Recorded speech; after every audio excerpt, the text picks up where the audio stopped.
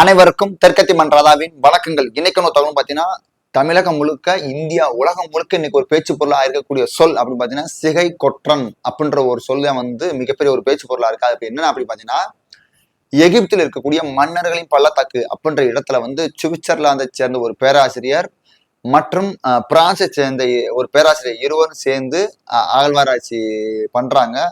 அங்க ஒரு வெவ்வேறு இடங்கள்ல கரைஞ்ச கல்வெட்டுகளை பூரா சேகரிக்கிறாங்க. ஒரு 30க்கும் மேற்பட்ட கல்வெட்டு கிடைக்குது. அதுல 20க்கும் மேற்பட்ட கல்வெட்டுகள் தமிழ் பிராமி எழுத்துக்கள் இருந்திருக்கு. மிச்ச ஒரு 5 கல்வெட்டு கிரந்த மொழியில இருந்திருக்கு. அப்புறம் 5 எழுத்து சமஸ்கிருத மொழியில இருந்திருக்கு.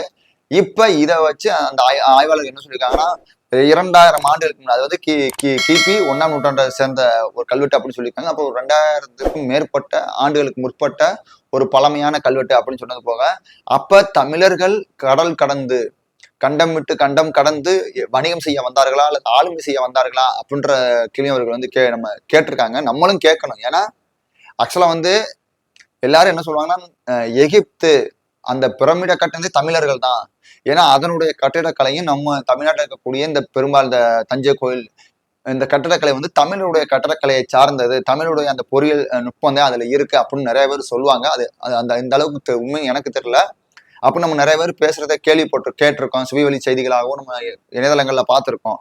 அப்படி இருக்கும் பட்சத்துல இப்ப அங்க இந்த சொல் சிகை கொற்றன் அப்படின்ற சொல்லும், சாத்தன் அப்படின்ற சொல், கீரன் அப்படின்ற சொல் தமிழ் சொற்கள், தூய தமிழ் சொற்கள் கண்டுபிடிக்கப்பட்டிருக்கு. இது நம்ம வரலாற்றுல, அதாவது நம்ம ஏற்கனவே நிறைய வரலாற்று ஆய்வாளர்கள் தமிழர்கள் தான் இந்த உலகத்தின் முதல் இனம், தமிழ் மொழிதான் முதல் மொழி அப்படின்னு நம்ம சொல்லலைங்க. நம்ம சொன்னோம்னா கூட நீங்க தம்பட்டா அடிச்சுக்கிறீங்க, சுயபெருமை பேசிக்கலாம். நிறைய ஆய்வாளர்கள், மொழியியல் ஆய்வாளர்கள் எல்லாம் சொல்றாங்க. ஆனா நம்ம தான் நம்ம தமிழ்னு ஒத்துக்கிறாம நாங்க திராவிடன்ற முகமொழியை போட்டுக்கிட்டு நம்மளுடைய வரலாறுகளையும் நம்ம பண்பாடுகளையும் இழந்துகிட்டு இருக்கோம்.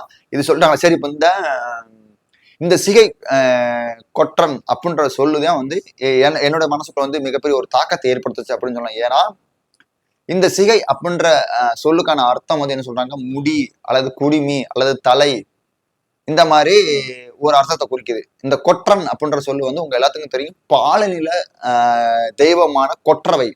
பெண்பாலுக்கு கொற்றவை, ஆண்பாலுக்கு கொற்றன் அப்படின்னு இருக்கலாம். தெய்வத்தின் பேரை கூட வச்சிருக்கலாம். கொற்றவை என்றால் வெற்றி திருமகள். இங்க வெற்றி திருமகன் அப்படின்ற பொருள்ல கூட கொற்றவன் அப்படின்னா வெற்றி திருமகன் அப்படின்னு குறிக்கலாம். மன்னன் அல்லது தலைவன் அப்படின்ற பொருளையும் குறிக்குது இந்த கொற்றன் அப்படின்ற சொல்லு. அப்ப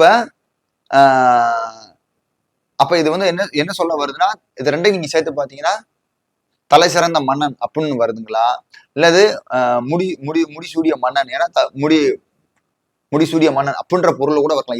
இது வணிகனை குறித்த சொல் அல்ல. ஏன்னா அதுல இன்னொரு சொல்லு வருவாங்க, சாத்தான் அப்படின்ற சொல்லுதான் வணிகனை குறித்த சொல். ஏன்னா சாத்தான் அப்படின்னா வணிகன் அப்படின்ட்டு வரும்.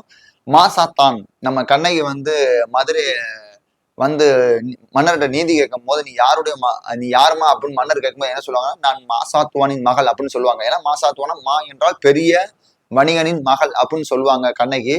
அப்ப அதுல வந்துருச்சு அந்த கீரன்றது தமிழ் சொல்லு. அப்ப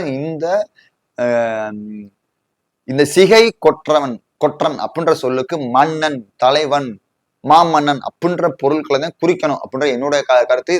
இதை இன்னும் மிகப்பெரிய வரலாற்று ஆய்வாளர்கள், மொழியியல் ஆய்வாளர்கள் எல்லாம் எடுத்து இதை கொண்டு சொல்லணும். ஏன்னா அந்த பிரெஞ்சு மற்றும் சுவீடன் சேர்ந்த ஆய்வாளர் என்ன சொல்றாங்கன்னா, இதற்கு முன்னாடி இந்த இடத்த பல பேர் ஆய்வு பண்ணிருக்காங்க, ஏன் இதை யாருமே வெளிக்கொண்டு வரல, இந்த கல்வெட்டை ஏன் யாருமே வெளிக்கொண்டு வரல அப்படின்ற ஒரு கேள்வியும் கேட்டிருக்காங்க. அது என்ன சொல்லிச்சு யாருக்கும் தெரியும் தெரியல.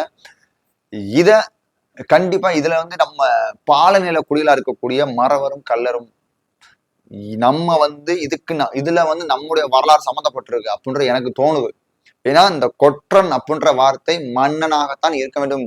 இங்க இருந்து போய் அங்க ஆட்சி செய்த மன்னனாக இருக்க வேண்டும். ஏன்னா அதுலயும் பாருங்க, அந்த மன்னர்களின் பள்ளத்தாக்கு, அது எகிப்து மன்னர்களின் பள்ளத்தாக்கு அப்படின்னு சொல்லும் போது அங்க மன்னனாக கூட இருந்திருக்கலாம்.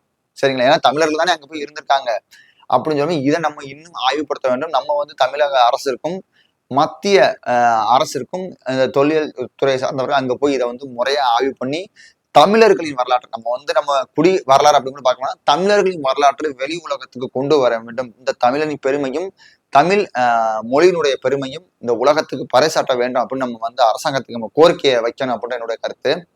இதுல வழக்கம் போல வந்து இந்த திராவிட மாடல் வந்து ஸ்டிக்கர் ஓட்டுற வேலையை பண்ணிக்கிட்டு இருக்காங்க. இன்னைக்கு அம்மா கனிமொழி அவர்கள் வந்து என்ன சொல்லியிருக்காங்கன்னா, மத்திய அரசை பாத்துக்கிறங்க, இதுதான் தமிழனின் பெருமை அப்படின்னு சொல்றாங்க. ஐயா தங்கம் தென்னரசு அவர்கள் கூட சொல்லியிருக்காங்க, ஐயா நீங்க ஸ்டிக்கர் ஒண்ணு போடணும், இங்க எங்க கீழடி அகழ்வாராய்ச்சிய திராவிடர் நாகரிகம், திராவிட பண்பாடு அப்படின்னு சொல்றீங்க, அங்க எகிப்துல கிடைச்சா அது மட்டும் தமிழர் நாகரிகம் அப்படின்னு சொல்றீங்க, என்னது?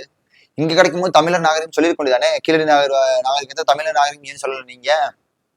ஒருத்தர் மத்திய அரசு வந்து இந்திய நாகரிகம் சொல்லிச்சு, நீங்க திராவிட நாகரிகம் சொல்லுவீங்க, திராவிட பண்பாடு திராவிட கலாச்சாரம் சொல்லி எங்களை பூராத்தையும் அழிக்கிறீங்க.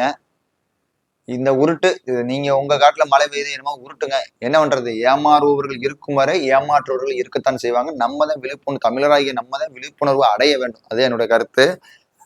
பாருங்க, இதுல வந்து உங்களுடைய கருத்துக்களையும் கண்டிப்பா பின்னூட்டமா எடுங்க. என்னோட கருத்துக்கள் பிடிச்சிருந்தா லைக் பண்ணுங்க, ஷேர் பண்ணுங்க, கமெண்ட் பண்ணுங்க, உங்களோட கருத்துக்களை சொல்லுங்க. கீழே வந்து என்னோட ஃபேஸ்புக், இன்ஸ்டாகிராம் ஐடி கொடுக்குறேன், கண்டிப்பா என்னை ஃபாலோ பண்ணுங்க. கண்டிப்பா பெல் பட்டன் அமைக்க வச்சுக்கிறேங்க. நம்ம போடக்கூடிய கனவு தொடர்ந்து உங்களுக்கு வரும். நன்றி.